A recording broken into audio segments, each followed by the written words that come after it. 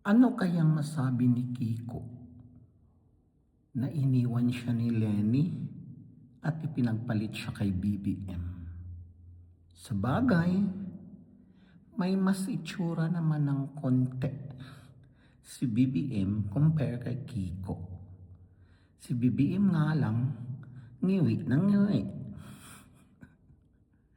Si Kiko naman, dilat na dilat ang mata na parang malalaglag na ang mapupungay niyang mata. Bitaw no, iniwan talaga ni Lenny si Kiko. Pero balay mo, share-share lang yan sa mali-malitang pera. Hindi kasi natin alam yung mga laro nila kasi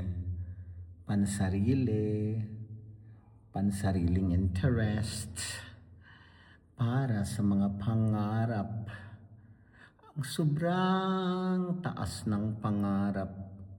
Lumagapak ka na minsan, Lenny. Lumagapak ka na rin minsan, Kiko. So magsitigil na kayo. Masakit lumagapak.